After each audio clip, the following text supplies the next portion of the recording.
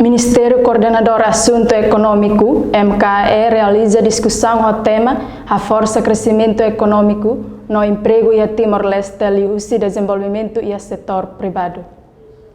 Discussão ao tema a força crescimento econômico no emprego e a Timor-Leste, e desenvolvimento e a setor privado, nebe halau e hotel Novo Turismo Dili, terça-feira, a tu partilha resultado pesquisa norona diretamente setor privado sira, nia ponto de vista ba estratégia hirak nebe governo se desenvolve. MKE retan apoio Husi USAID, onde desenvolve política com a estratégia no guia implementação setor privado sira. Assessor MKE Stanislau Aleixo da Silva Hateten, auto implementa apoio setor privado sira, precisa fórmula estabelecimento husi instituição balão, no radia estabelecimento balão nebe vocacionado especificamente para apoio setor privado no empresa média que sira.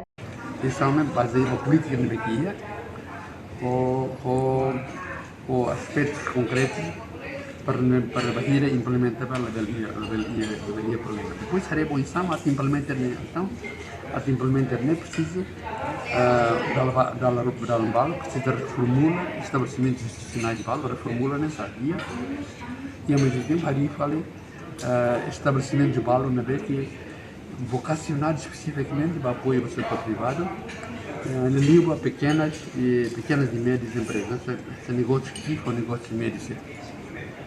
Dinema que precisa também ter kata negócio sira médias ou pequenas quanto nem makatama uma barra de serviço não precisa de atenção especial de maneira.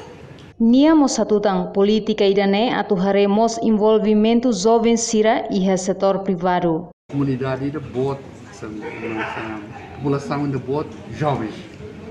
Então a política não nos haremos insama a hareba assunto de jovem envolvimento jovem sira, envolvimento de iniciativa criadora sira e a setor privado.